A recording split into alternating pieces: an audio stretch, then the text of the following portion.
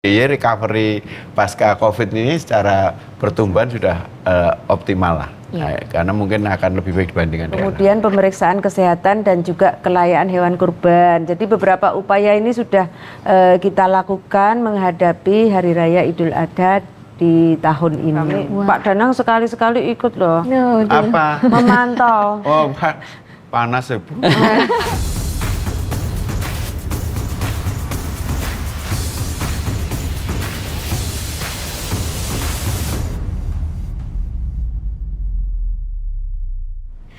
Ya pemirsa, terima kasih Anda bersama kami dalam Teras Kepatihan dan senang sekali saya Indria Sastrotomo bisa kembali untuk menyapa pemirsa. Tentu saja Teras Kepatihan ini persembahan dari Biro Administrasi Perekonomian dan Sumber Daya Alam Seda Daerah Istimewa Yogyakarta. Kita akan membahas topik terkini di mana ini adalah menjadi perhatian kita bersama. Bagaimana kesiapan pemerintah daerah Istimewa Yogyakarta menghadapi Hari Raya Idul Adha 2024 yang sebentar lagi kita akan laksanakan. Pastinya kita harus memberikan atensi ya terkait bagaimana kita memilih hewan kurban begitu ya, karena ini kan memang akan dikonsumsi oleh masyarakat. Kita akan membahas bersama ketiga narasumber yang telah hadir bersama saya yang sangat luar biasa. Saya akan langsung menyapa beliau-beliau ini. Yang pertama ada Bapak Dr. Danang Wahyu Broto SEMSI, beliau adalah anggota Komisi B DPRD Daerah Istimewa Yogyakarta. Salam sehat semangat Pak Danang. Sehat, alhamdulillah. Sudah beberapa titik hari ini? Ini ya baru 5 titik ini. Oh, masih kuat sampai 10 masih, titik nanti ya? sampai malam masih kuat. Sampai baik. Kemudian terima kasih Pak Danang telah hadir di Teras Kepatihan. Narasumber kita yang selanjutnya ini satu-satunya narasumber saya yang paling cantik di sini.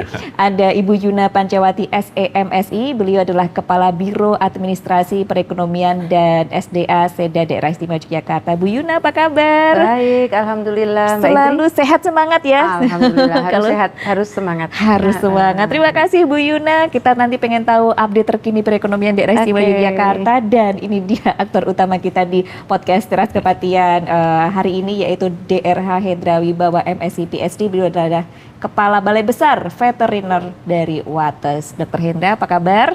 Selamat siang, Assalamualaikum. Semangat selalu. Semangat selalu ya. Ini kayaknya aktor paling sibuk menjelang Idul Adha ya.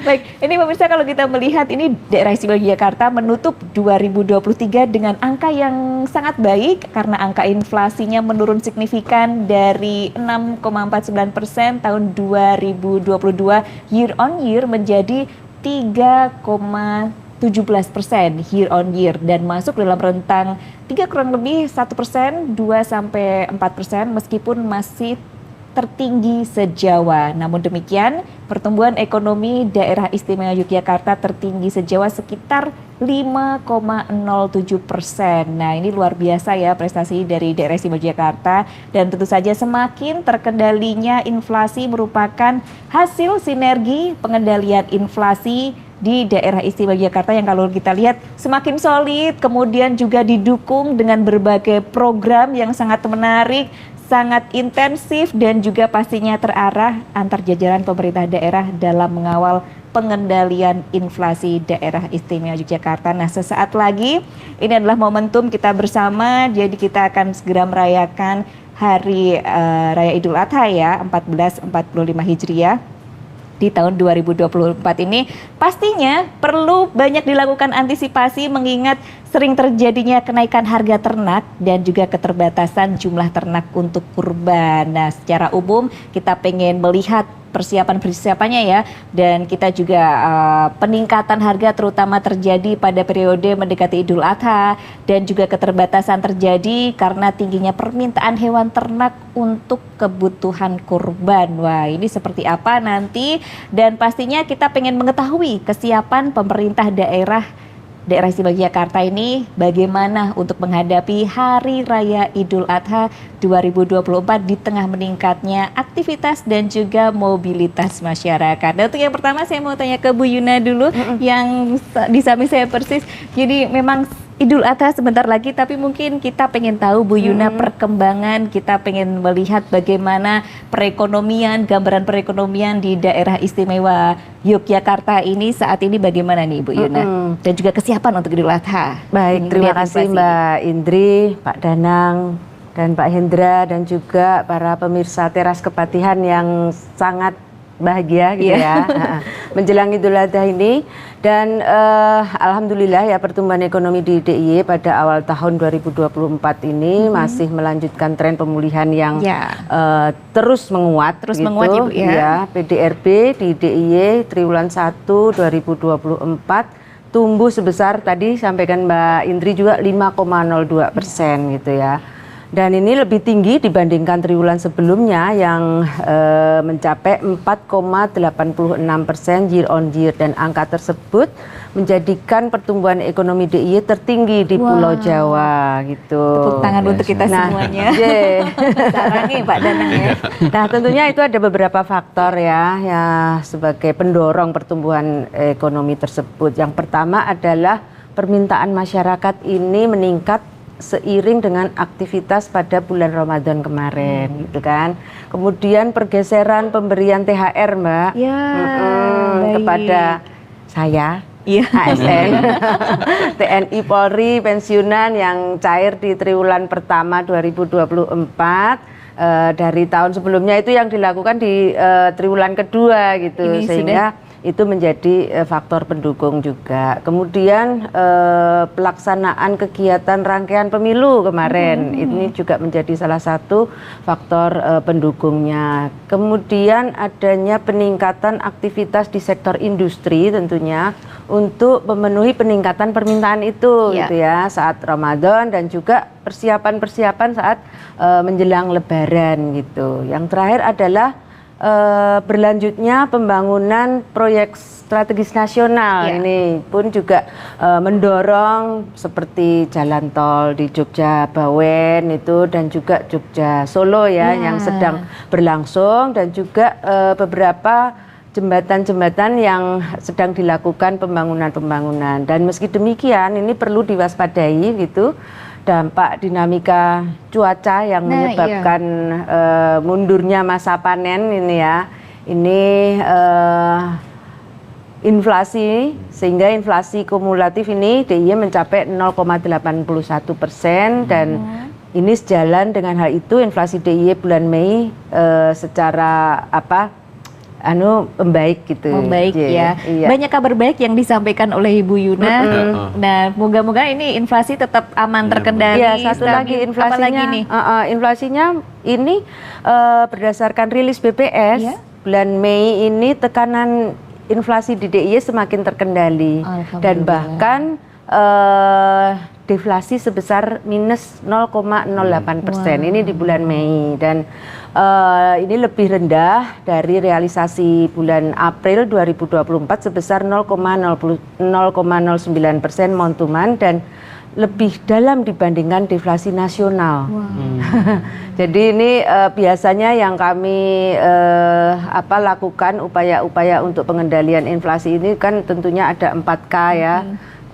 Tadi juga disampaikan Mbak Indri gitu, dan biasanya di hari Senin waktu Menteri Dalam Negeri itu melakukan rapat koordinasi yang dihadiri seluruh provinsi, ini kami ayem gitu loh, karena sudah rendah inflasinya dan sekarang deflasi. Tapi itu tentunya juga harus waspada karena deflasi yang sangat dalam itu juga tidak baik untuk perekonomian. Wah, ini kita agak ayem ya Pak Danang dan juga Pak Indra, karena kalau sama Bu Yuna pasti kita mendengarkan bagaimana update terkini perekonomian di DIY begitu ya. Dan kalau tadi dijelaskan Bu Yuna, wah aman ya menjelang Idul Adha ya. Kita masyarakat DIY nyicil ayam. Makasih penjelasannya ini Ibu Yuna.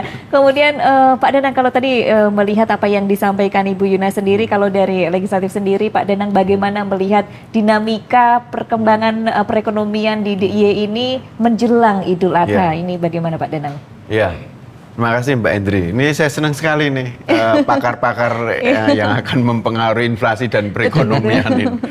Jadi memang kalau biasa DIY ini nanti kalau bicara high seasonnya ya di hari-hari besar. Ya. Dan alhamdulillah setelah pasca pandemi COVID ini di luar hari raya Idul Fitri ini menjelang Idul Adha, ini long weekend yang dalam bulan ini 2 kali long weekend itu juga cukup ramai terus. Sehingga memang putarannya secara ekonomi juga lebih meningkat. Nah, saya kira harapan kita ini Idul Adha juga akan kembali rame lagi. Nah, biasanya kalau hari raya itu kami orang Jogja ini nanti wayai nyari soto dan nasi goreng itu harus ngalah sampai malam. Iya. Kita prioritaskan yang hadir di Jogja. Tamu-tamunya. Tamu-tamunya. Betul. Jadi secara prinsip kami berharap kalau tadi disampaikan Bu Yuna ini terkait inflasi itu sebenarnya kan lebih banyak kontrolnya ya, karena kalau deflasi juga nggak bagus-bagus amat Bu. Artinya memang inflasi ini harus dikontrol aja di bawah 3% seperti itu, sehingga harapan kami ketersediaan dan nilai-nilai kebutuhan masyarakat ini bisa terkontrol. Kemudian harapan kita sama, ini hari besar ini secara ekonomi nanti juga mengangkat pertumbuhan ekonomi yang sudah cukup bagus ini nanti minimal bertahan lah. Bertahan. Kalau 5,0 sekian itu kalau year to year ya masih kalah sebelum Covid gitu ya. Kami memang meskipun sudah bagus kalau Covid kan sampai 6 gitu ya, 6 lebih gitu ya. Nah, ini tapi konkretnya meskipun ini di 5 itu sudah tertinggi nih sejauh. Artinya DIY recovery pasca Covid ini secara pertumbuhan sudah optimal lah. Karena mungkin akan lebih baik dibandingkan daerah lain. Kayaknya semangat kolaborasinya Jogja keren banget ya, sampai tertinggi sejauh. Istimewa sekali Pak Danang ya. Emang betul. keren banget sekali. Dan nanti juga setelah Idul Adha, Juli liburan sekolah? Betul. Ini lagi Pak. Harapan kita begitu. Nanti moga-moga akhir tahun kita bukukan 7% untuk pertumbuhan ekonomi. Alhamdulillah. Semoga ada malaikat yang lewat begitu ya, semangat kita bersama. Kalau sebelum Covid 6% gitu ya, nanti tahun ini targetnya 7% dari Pak Danang nih. Wow. Mari kita semangat bersama-sama harapan ya. Harapan disampaikan ini baik. Kemudian saya mau ke Dr. Hendra. Dr. Hendra, ini kan sebentar lagi Idul Adha, pastinya masyarakat berbondong-bondong begitu ya mencari hewan kurban, baik itu sapi ataupun kambing atau domba. Sebenarnya apa hal-hal yang perlu kita perhatikan, karena kan kita pengen juga kita membeli hewan kurban tuh dalam kondisi yang sehat, begitu ya. Dalam memilih itu aspek apa saja yang perlu kita perhatikan? Hewannya harus mani-pedi atau apa gitu? Sikat gigi. Sikat gigi dulu gitu.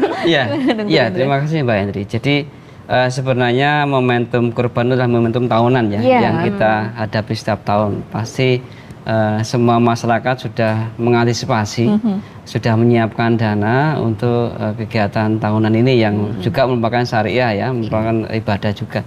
Nah, dari sisi hewan itu yang bisa digunakan untuk hewan kurban itu memang sudah diatur di Permentan 114 tahun 2014 sudah diatur juga bagaimana hewan kurban yang bagus ya. Contohnya adalah hewan kurban itu harus cukup umur yang jelas. Umur cukup berapa, umur dewasa yang jelas dia. Kalau sapi biasanya di atas 2 tahun. Kalau kambing domba di atas 1 tahun. Kalau ayam kan nggak dikurbanin ya. Oke, berarti kalau kayak kalau yang jual sate di Imogiri gitu belum dewasa. Belum dewasa Alot gitu ya. Iya, berarti jadi harus umurnya harus ditanyakan dulu ya. Iya, cara ngitungnya sebenarnya dari pola enggaknya gigi itu bisa dilihat. Oh, berarti kita harus berhitung gigi dulu ya? Iya, bisa dilihat itu sebenarnya. Jadi kalau mencari umur sapi, kambing, domba ataupun kerbau itu bisa dilihat dari tando ataupun dari giginya yang sudah full atau belum. Iya. Nah, kemudian yang kedua, selain dari sisi umur, tentunya kita juga tahu bahwa yang disembelih atau dipotong itu adalah hewan jantan kan ya. Oh, jantan. Jangan sampai keliru yang betina ya. Betina mungkin sudah yang tidak produksi lagi, yang sudah akhir karena oh itu boleh ya. Kalau tidak ada lagi. Kalau udah nggak ada. Terpaksanya tidak ada yang jantan diperbolehkan. Produksi terakhir umur berapa, dokter? Ya tergantung dia masih brojol atau enggak. Jadi beda-beda ya. Hewan sapi, kambing beda-beda. Tapi umumnya yang disarankan adalah hewan jantan. Jantan itu itu yang jantan yang sesuai syariat kan juga jantan. Kemudian yang ketiga adalah hewan itu dalam kondisi yang tidak ada cacatnya yang jelas kan. Itu bisa diperhatikan dari kondisi fisiknya, dari depan ke belakang, dari kanan ke kiri, harus normal. Tidak ada yang tidak simetris, katakanlah seperti itu. Misalkan itu kan ada menandakan kecacatan. Yang keempat adalah sehat. Jadi sehat itu bisa dilihat dari bentuk tubuhnya, kurus atau tidak, kemudian dari penampakan kulitnya eliasis atau tidak, kemudian juga dari mata, dari hidungnya, dan mungkin bisa di temperatur dulu. Kadang-kadang kalau hewan yang sakit itu biasanya ada demam, dan kita bisa melihat juga. Baik. Itu yang paling penting yang perlu dilihat. Kalau misalkan peternak bingung untuk melihat hewan yang tersehat, tinggal menghubungi dokter hewan ataupun mantri hewan yang terdekat gitu untuk melihat, mencek. Iya. Jadi memperhatikan 4 tadi ya, umur harus dewasa, kemudian jantan, kemudian sehat begitu ya, tidak cacat. dan tidak cacat. 4 itu harus diperhatikan pemirsa, jangan sampai, karena ini kan memang harus diperhatikan dengan detail karena akan dikonsumsi, dibagikan Betul, untuk masyarakat begitu ya. Iya. Ada nggak Pak permasalahan-permasalahan kita sebenarnya udah ngecek atau kita ada yang belum sempurna ngeceknya gitu, jadi pas penyembelihan ternyata ditemukan adanya mungkin kasus-kasus tertentu, mungkin Rata-rata Pak Ibran sebenarnya bisa kalau diceritakan pernah menemukan kasus apa pada saat penyembelihan kurban? biasanya yang saya jumpai Yang sendiri familiar, karena iya. juga menyaksikan itu, kalau kita sudah melakukan pengamatan fisik dari luar, apalagi didukung laboratorium dan itu aman, biasanya juga tidak ada masalah. Itu yang pertama. Nah, kadang-kadang kan tidak semua hewan kurban itu, yang penting syarat sehat, yang 4 tadi udah ada dulu. Tidak semua hewan kurban kan di laboratorium kan, diuji laboratorium. Nah, itu yang jadi kendala. Tapi yang paling penting itu syaratnya harus ada dulu. Nah, pada saat nanti kita saat melakukan pemotongan itu dicek lagi apakah hewannya itu masih oke atau tidak. Nah, kemudian pada saat setelah pemotongan namanya ada pemeriksaan antemortem. Jadi sebelum disembelih. Sebelum disembelih. Sebelum disembelih yang tadi 4 tadi. Kemudian postmortem. Postmortem pada saat disembelih. Nanti bisa dilihat di situ apa rata-rata biasanya itu yang ada itu cacingan biasanya. Nah, kalau hewan cacing sebenarnya masih bisa dikonsumsi, tergantung dari derajat cacingnya dan di mana letaknya. Untuk dagingnya masih bisa dikonsumsi, Pak. Tapi biasanya cacing itu di jeroan-jeroan ataupun parasit saya katakan. Di hati, terutama ada cacing hati, kemudian juga di saluran pencernaan lainnya, di usus itu ada. Nah, boleh dikonsumsi itu? Nah, tergantung derajat keparahan. Iya, jadi ternyata ada tingkatannya ya, Pak. Kalau itu hati derajat kepalanya parah, itu memang sudah tidak layak dikonsumsi. Tapi dagingnya masih boleh? Oh, boleh. Ya, kan boleh.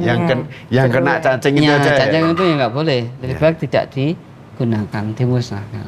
Oke, jadi itu yang memang kita Padahal itu yang paling ngena biasanya. Iya, tapi ternyata cacingnya pinter itu. Jadi harus hati-hati sih. Selain itu cacing apa, Dok, tadi? Jadi ada parasit juga di saluran. Yang biasa ditemui sakitnya selain cacingan tadi apa? Kalau ketika sudah lolos pemeriksaan awal dan sehat, rata-rata ditemukan itu.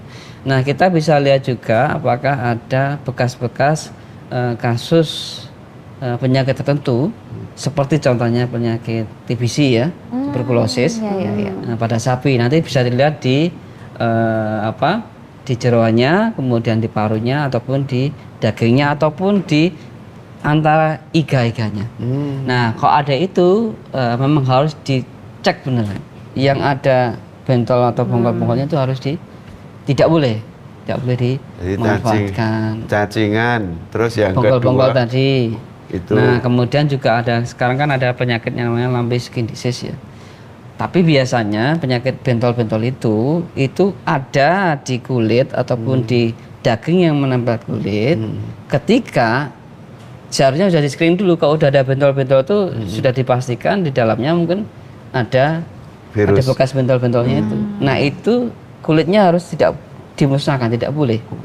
Nah, daging yang aman masih bisa kulitnya dibikin tas saja ya. Juga nggak boleh. Nggak boleh ya? Tidak boleh. Iya, karena itu ada ini ya. Walaupun dia tidak menular kepada manusia, tetapi membahayakan kesehatan hewan lainnya. Karena tapi dagingnya boleh dikonsumsi. Boleh. Karena kemarin waktu di pasar hewan itu, waktu pemantauan itu masih ada yang masih ditemukan yang bentol-bentol yang masih ada. Cuman itu tadi boleh dikonsumsi dagingnya, kulitnya nggak boleh. Kulitnya nggak boleh, kulitnya dimusnahkan ya, karena virus yang itu namanya virus cacar pada sapi, Pokvirus. Yang disebut lato-lato itu ya Pak ya. Oh, Kalau- lato-lato. Biasanya bentolnya di sebelah mana sih, dokter? Di seluruh tubuh. Oh, di seluruh Iya. tubuh. Berarti kan kelihatan gitu ya. Kelihatan, makanya Mbak. screening awal itu paling penting pada saat sebelum Iya, fisiknya itu ya. Iya, itu paling Kelihatan penting. ya. Iya, kelihatan Jadi itu. screening awal itu Termasuk kalau sapi atau ngecas Meler-meler itu. itu. Itu. ya. Oh, itu juga. Ah. Oke. Vaksin melemah itu nama penyakitnya beda lagi. Oh, beda lagi, Beda bukan lagi, yang lato-lato ya. Lato-lato atau lampi skin disease namanya. Iya, iya, iya. Itulah penyakit mulut dan kuku. Oh. Nah, itu juga virus. Oh, ya yang tadi disampaikan Pak Dan Iya. Iya. Itu belum juga- gosok gigi itu ya. Nah, Itu Dan juga tidak menular menikopedikum. kepada manusia.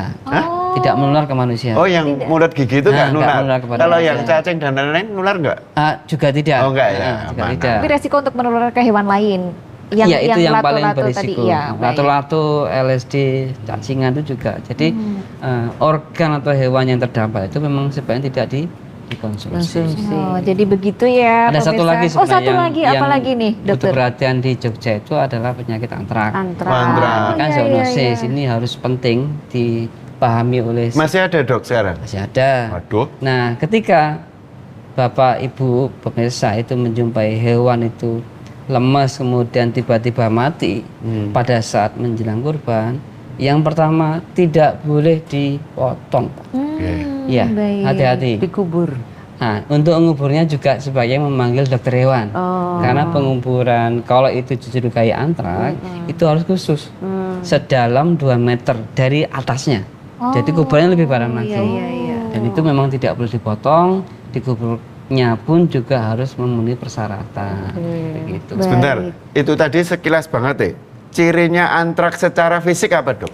Cirinya Orang yang lemes tok itu, ya, biasanya lemas itu juga sebentar kalau antrak itu tiba-tiba mati mendadak, panas, kemudian mengeluh kenceng, kemudian mati mendadak. Oh, matinya mendadak ya? Ya, Untuk hewan. bukan mendadak namanya, mati setelah ada gejala klinis walaupun sebentar. Fisiknya nggak Ada- kelihatan. Fisiknya kelihatan. nggak? Fisiknya tidak begitu terlalu kelihatan kalau misalkan dia sangat tinggi jumlah penyakitnya di dalam itu. Waktu panas itu ada kejang-kejangnya Nah, dulu? rata-rata umumnya itu ada panas dulu, Pak. Oh, ada panas Makanya dulu. tadi pemeriksaan fisik itu tidak hanya dilihat itu, bisa Kalau dilihat pemeriksaan Termometer. panas itu pakai termometer biasa atau pakai apa? termometer gitu? biasa bisa. Oh, di Kalau jidat gitu. ngapunten nggih. Iya. Ini kalau dokter hewan ngapunten di tempat keluarnya. Iya, baik. Oh ya ya ya. Berarti itu perlu Kayak termometer gitu, ya, khusus. ya, feses Ya, ya. itu. Perlu termometer khusus ya? Iya, di situ bisa ataupun di belakang bisa. Ada mungkin Top Gun itu juga bisa. Kalau Normalnya berapa sih tubuh 40-an, Pak. 40. Iya. Itu normal suhu hewan. Kalau Iya. demam Kalau di atas itu itu orang beres. Oh, berarti di atas- 39 40 itu. di atas 40 Iya, udah. udah dicurigai udah, ya? Iya, dicurigai. Oh, baik. 39 40 itu udah curiga karena memang agak kondisinya memang agak panas kan. Wah, ini kita punya banyak sekali insight baru Iya, ya. jadi Iya. itu harusnya di Iya. ngapunten ya, di Mac itu Iya. anget apa ora, panas Iya, atau iya. ora, Betul. kemudian hewannya itu gelisah atau enggak itu ciri-ciri kok gelisah kesana kemari, kemudian nggak tenang kalau biasanya hewan Ya, tiba-tiba ya, ini yang itu. petugas nanti korban harus menyaksikan betul-betul ini ya, bagaimana kita harus detail mengawasi betul. hewan kurban ini supaya nanti memang semuanya aman, Betul, begitu betul, ya. oke. Kita kalau berbicara tentang aman, tadi Ibu Yuna menyampaikan bahwasanya inflasi kita sudah bagus gitu ya, kita ayam, kemudian perkembangan perekonomian di DIY ini sampai sekarang year on year juga tertinggi se-Jawa, ini adalah prestasi yang sangat luar biasa. Tapi kita juga tadi Bu Yuna menyampaikan harus waspada juga. Nah, ini langkah sendiri Bu, langkah antisipatif apa nih yang direncanakan oleh pemerintah menghadapi Hari Raya Idul Adha 2024 ini Bu Yuna? Jadi 2 minggu yang lalu Ya. sampai dengan kemarin hari Selasa itu terakhir kami memantau di 4 kabupaten 1 kota. Jadi memantau biasa dengan TPID kabupaten kota juga ke peternak, ke pengepul ternak, kemudian ke kelompok ternak dan juga ke pasar hewan gitu, bersama-sama dengan anggotanya Pak Hendra anggotanya dari Pak Hendra BPP juga ya. Veteriner juga Aduh, gitu. Dan selain itu kita juga melakukan koordinasi dan juga kerjasama antara Dinas Pertanian dan Ketahanan Pangan, juga dinas yang membidangi fungsi kesehatan hewan dan kesehatan masyarakat veteriner ya Pak ya. Iya, betul. Kesmafes itu seluruh kabupaten kota. Jadi kita ke sana juga ketemu dengan para dokter hewan gitu, memastikan bahwa sapi atau kambingnya itu sehat gitu. Kemudian juga koordinasi dengan Fakultas Kedokteran Hewan, UGM dan juga Perhimpunan Dokter Hewan Indonesia (PDHI). Bukan Duduk haji ya? bukan haji ya, PDHI. Hewan Indonesia. Di Cabang Persatuan Yogyakarta Hewan ini Indonesia. dalam pelaksanaan kurban, juga melakukan pembekalan kepada mahasiswa kedokteran hewan yang di UGM itu untuk melaksanakan pelaksanaan kurban tahun ini 1455 Hijriah. Yang mendaftar itu cukup banyak, tadi disampaikan oleh Pak Heri ya, Dinas Pertanian itu tadinya kuotanya hanya 250. Ini yang mendaftar sampai dengan saat ini 360 ya Pak tadi ya. Sudah lebih kuota. Untuk pembekalan mahasiswa FKH itu untuk melaksanakan pengawasan. Juga pengawasan lalu lintas untuk wilayah yang mengacu pemetaan Permentan 17 tahun 2014 itu tentang tata cara pengawasan lalu lintas hewan dan juga produk hewan dan media pembawa penyakit hewan lainnya di dalam wilayah NKRI. Kemudian ini banyak sekali pengawasannya Mbak, pengawasan administrasi dan teknis kesehatan untuk masyarakat veteriner, kesehatan masyarakat veteriner terhadap tempat penjualan hewan kurban itu. Kemudian pemeriksaan kesehatan dan juga kelayaan hewan kurban. Jadi beberapa upaya ini sudah kita lakukan menghadapi Hari Raya Idul Adha di tahun ini. Wow, banyak sekali persiapan-persiapan yang telah dilakukan. Jadi kita sudah mantap ya. Betul. Pak Danang, ada yang mau ditambahkan sepertinya? Anu aja, pengen tahu aja Bu Yuna, ketersediaan hewan kurban kan tidak mungkin dipenuhi oleh lokal Jogja ini. Ada dari daerah lain Daerah gitu lain. nggak Kira-kira ya? biasanya dari mana itu? Iya, kalau kemarin dari beberapa peternak itu ngambil dari Jawa Tengah, dari Solo Tigo. Ada yang ngambil dari Madura. Madura, ada yang ngambil juga dari Bali gitu. Tapi kebanyakan dari daerah istimewa Yogyakarta sendiri gitu. Kalaupun yang dari Madura itu sapinya sapi Madura ya Pak, yang merah itu ya. betul. Itu Metal? Bukan.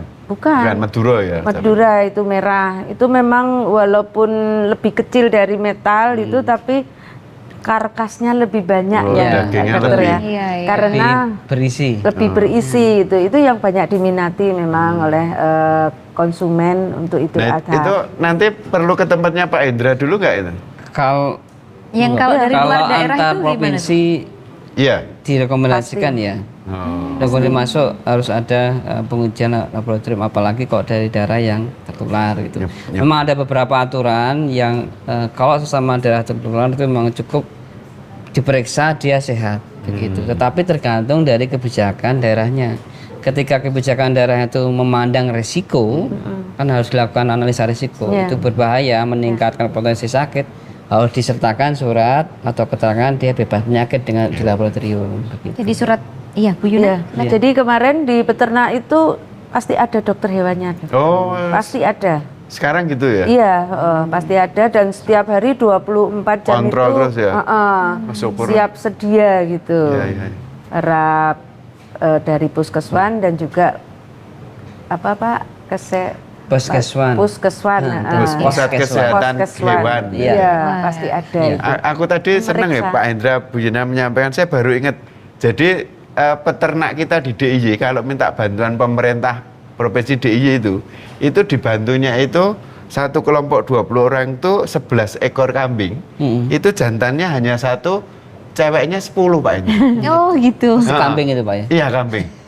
Oh ternyata kenapa cowoknya satu karena do dibelai ku yo. Iya benar tuh Pak. Iya toh Bu. Iya, kondisinya. Iya, jadi mungkin seperti itu ya kondisinya. Oke, Pak Danang bisa aja ya kalau Pak Danang ya. Oke, Pak Danang, saya mau ke Pak Hendra dulu. Kalau kita sebagai peternak ini ya, kalau tadi kan Bu Yuna menyampaikan kalau peternak itu harus didampingi dokter hewan gitu ya. Satu peternakan harus ada dokter hewan yang standby 24 jam untuk memantau kondisi hewan ternaknya. Itu kalau hewan-hewan ternak yang mau itu ada vaksin rutinnya nggak sih? Kalau saya kan punya kucing setahun sekali harus vaksin.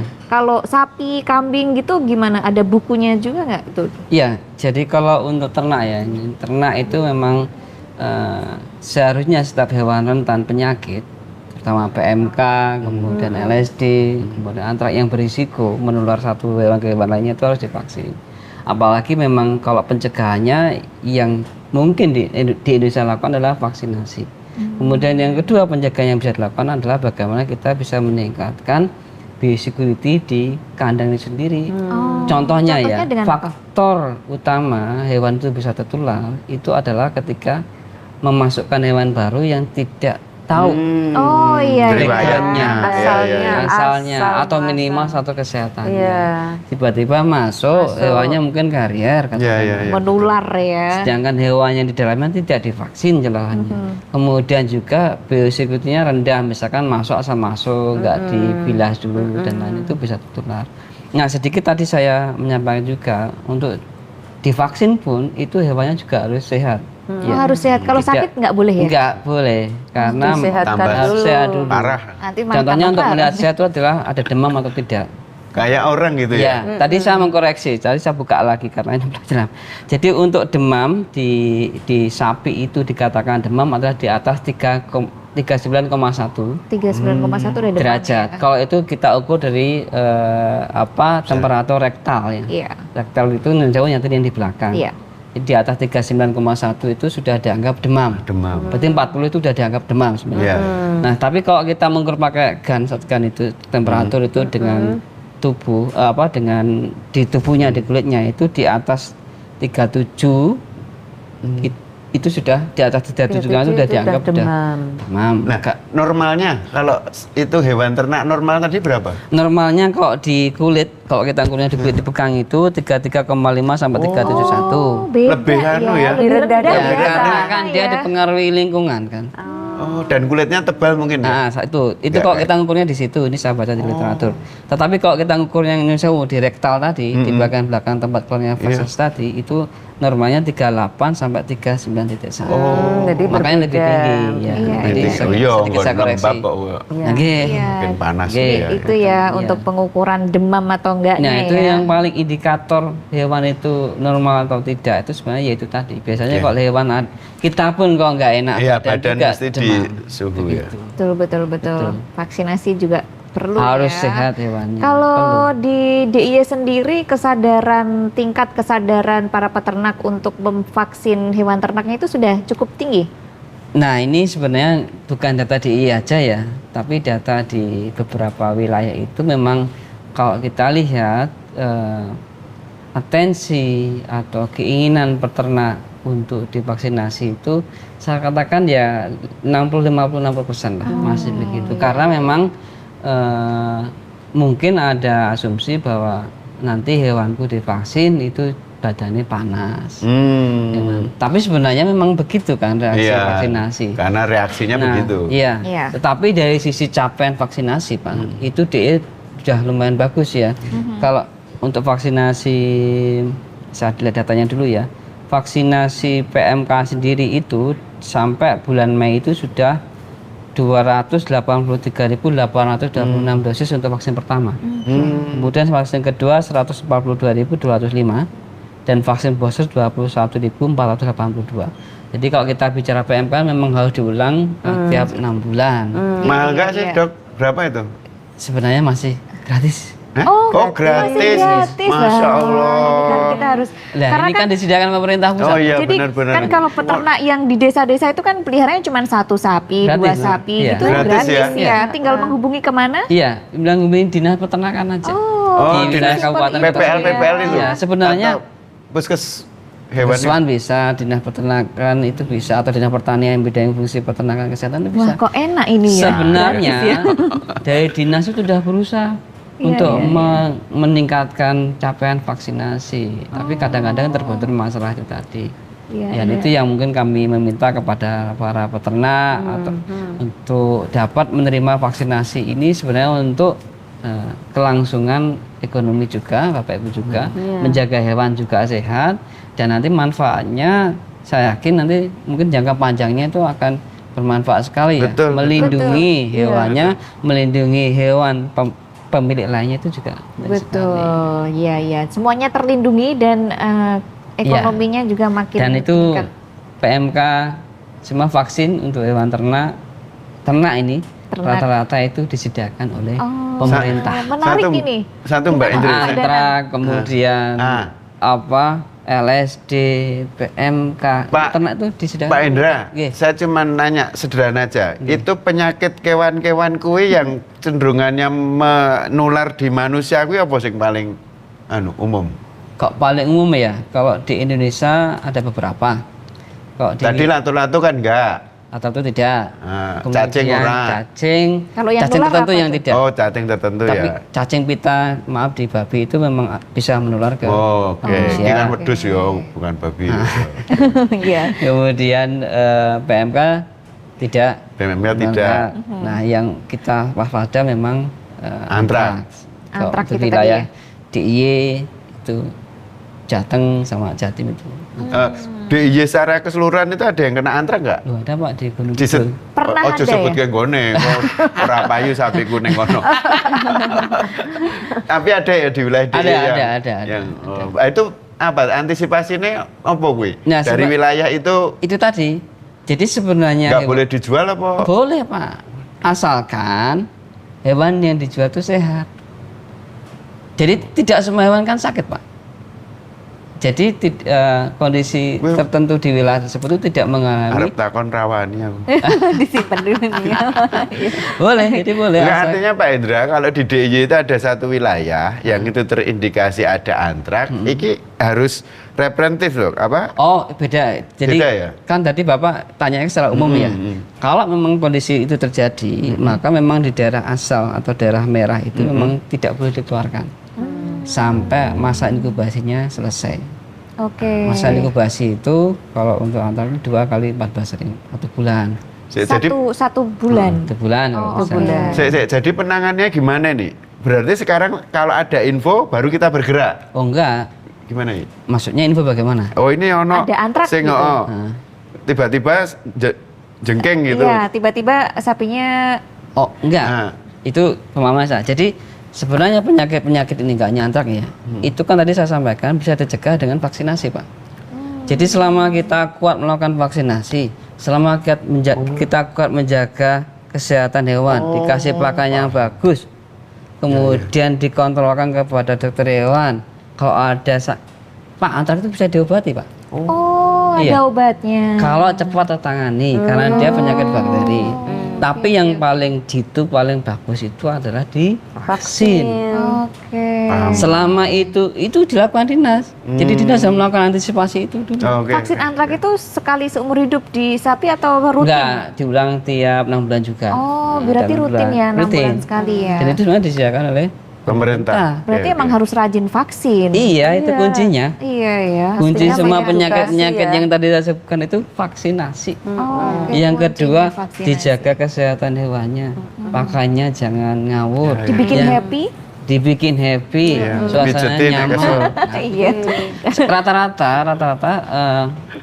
peternak yang sangat namanya telaten itu tidak kena karena Oh, dia selalu iya. memperhatikan Kebersihan. ternaknya, Kesehatan Dan kebersihan. kalau hewannya. peternaknya telaten juga mungkin daya jualnya lebih tinggi juga bisa juga ya. Betul. Peternak yang telaten itu pasti memperhatikan iki sapiku ki ben gak kena penyakit itu kudu piye sih? Kita juga beli agak mahal nggak apa-apa, Ya, tapi nggak apa-apa, sehat. yang penting Gitu. sehat. Iya, jadi itu perlu kita perhatikan ya para peternak. Jadi kunci rajin hewan vaksin. jadi gemuk sehat itu satu di bibit.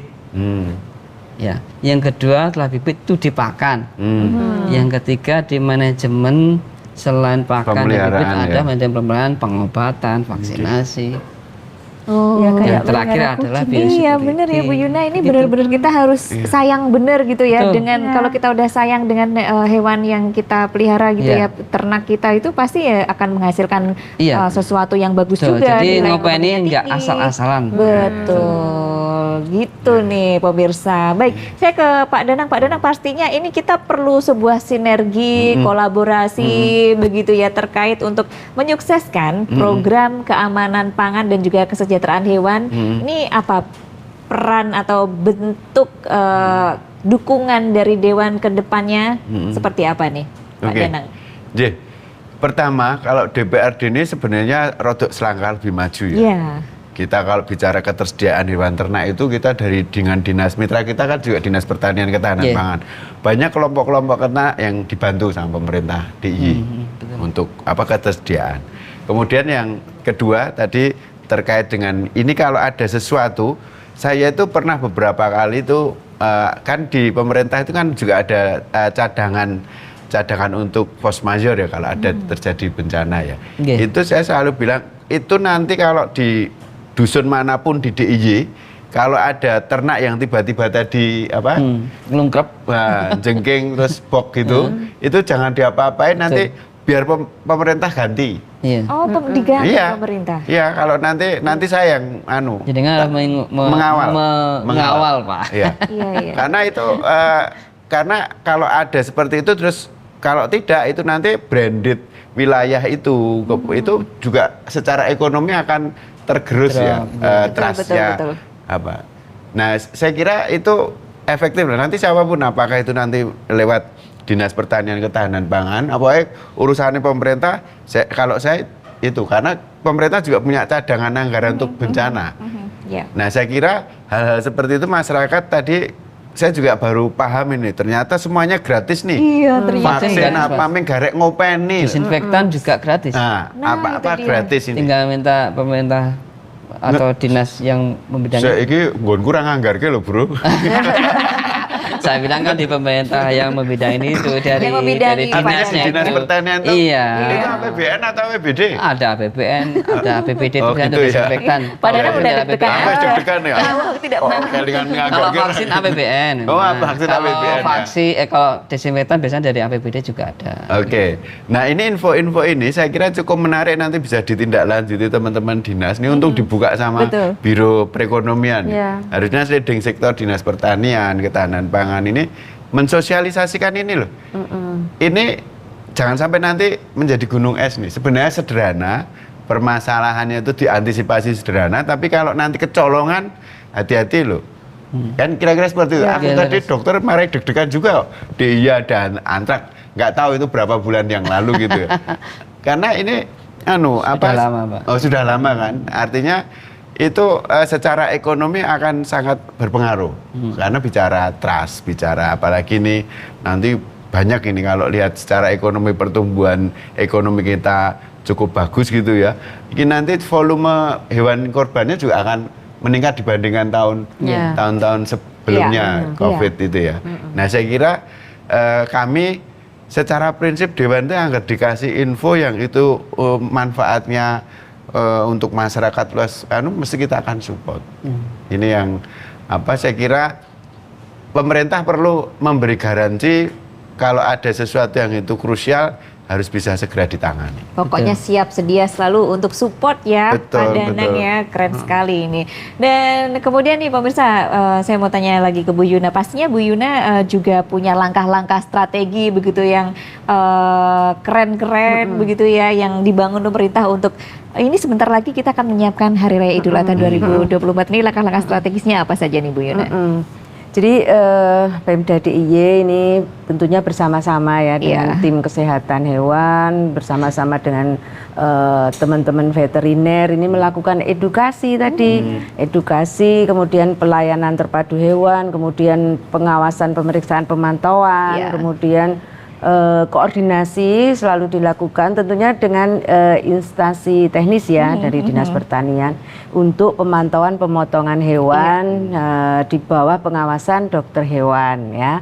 Kemudian selain itu juga memastikan kecukupan dan juga pasokan hewan yang ada bersama-sama dengan DPKP juga dengan dinas terkait di kabupaten kota dan juga mendatangkan pasokan intra DIY tadi yang disampaikan Pak Danang tadi maupun dari daerah luar sehingga pada pelaksanaan Idul Adha ini tercukupi gitu, hewannya tercukupi dan kemarin hasil pemantauan tercukupi Pak Danang, Pak Indra, alhamdulillah gitu. Dan ada peningkatan permintaan dari 3 kabupaten dan 1 kota, tapi yang untuk Kabupaten Kulon Progo memang ada penurunan permintaan, tapi rata-rata semua tercukupi dan ya pokoknya ayam lah Mbak. Iya, dari tadi yang disampaikan Bu Yuna bikin kita ayam terus ya. Harus begitu, ekspektasi itu harus ayam gitu. Ada langkah-langkah strategis tersebut ya. Kalau sinergi yang dibangun antar stakeholder apa saja nih Bu dalam jadi kalau ini? Kita koordinasi dengan macam-macam OPD ya, instansi-instansi terkait begitu. Kemudian juga di beberapa sinergi dengan melalui pos lalu lintas ternak tadi. Yang tadi ya. PLLT ya Pak ya, PLLT pos lalu lintas ternak yang memeriksa keluar masuknya angkutan ternak itu. Tadi yang mungkin dari Madura, dari Salatiga begitu ya untuk pemeriksaan SKKH-nya, kemudian hewannya juga untuk hewannya juga diperiksa, kemudian pemeriksaan fisik ternaknya itu selalu diperiksa. Tentunya bukan saya secara langsung ya Mbak ya, tapi kok ada itu sinerginya Bu Yuna itu kalau di pemerintahan yang dirijennya gitu. Kolaborasi. Tapi kemarin kami terus terang Pak Danang sekali-sekali ikut loh. Apa? Memantau. Oh, panas ya Bu. Takut hitam. Enggak ya Pak ya. Enggak. Jadi saya Pak Indra satu ini Pak. RPH besok kan seru juga nih. Reguler tiap hari itu tempat jenengan ngontrol RPH tidak? Iya, kita ada kontrol namanya surveillance ya. Jadi surveillance RPH itu terutama nanti biasanya semakin meningkat pada saat mendekati Idul Adha. Nah, sebenarnya kalau memanfaatkan tenaga kami saja juga kurang karena sebenarnya RPH itu kan di bawah binaan atau pembinaan dari Pemda. Jadi Pemda itu juga ada petugas medik maupun paramedik yang sudah dilatih untuk mengamati pemeriksaan antemortem dan postmortem. Itu untuk menjamin bahwa hewan yang dipotong itu sehat, daging yang dikonsumsi itu asuh, aman, sehat, utuh, halal. Nah ini saya perlu jelaskan untuk kalau masih ada waktu ya. Asuh, aman, sehat, utuh, halal. Aman itu tidak mengandung bibit penyakit sehat. Kemudian sehat itu ya diambil dari hewan yang sehat. Utuh itu enggak kecampur-campur Pak. Misalkan kadang-kadang hewannya dicampur dengan dengan air ataupun campur dengan daging yang lainnya. Halal pada saat kita motong, pada saat kita pengolahan itu sesuai dengan syariat. Iya, Pak Indra, ya silahkan Pak Danang dulu. Sama Bu Yuna itu. Mbak Yuna, saya biasanya kalau tidak di kamera saya bilangnya Mbak. Ini Mbak kan Pak. Bu Yuna, ini kambing, ternak dipotong. Kan daging ini kan ada temennya nih. Beras. Terus lombok, terus telur, macam-macam. Wih, gimana cerita Mbak untuk kesiapan Idul Adha ini? Jadi kita juga tidak hanya memantau kambing, sapi gitu kan, dan tentunya beras, nasi, lombok dan sebagainya. Alhamdulillah aman.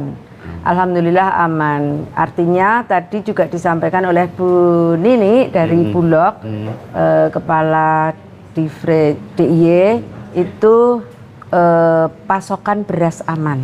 Ya, cukup. Artinya untuk maem, gulai, sate itu tamu-tamu yang datang itu aman gitu. Cocok. ya. Dan harga-harga pun juga terkendali, stabil gitu. Itu pemantauan kan juga dilakukan oleh Dinas Perindak, Pak. Ya, betul. Setiap harinya dan juga disampaikan ke pusat, ke Kemendak itu kalau ada kenaikan yang tinggi, ada kenaikan yang lebih dari 6% itu pasti kita Operasi pasar. lakukan intervensi. Ya. Gitu. Kita Aman, Pak. nganggarin juga untuk operasi pasar kalau Oh ada jelas yang Pak, operasi harga. pasar di 158 titik di daerah istimewa Yogyakarta. Mantap. Nggih. Mantap semua ya yang disampaikan ya. Baik. Kemudian saya mau ke Pak Hendra lagi nih. Banyak sekali yang pertanyaan dari Pak Hendra. Kalau tadi kan kita mengenali sebelum saya ke closing ya, Oke. mengenali hewan tuh dari secara fisik. Nah, pas sudah disembelih begitu ya, dagingnya itu bagus apa enggaknya itu ciri-cirinya gimana? Tadi saya Yang singgung sedikit ya.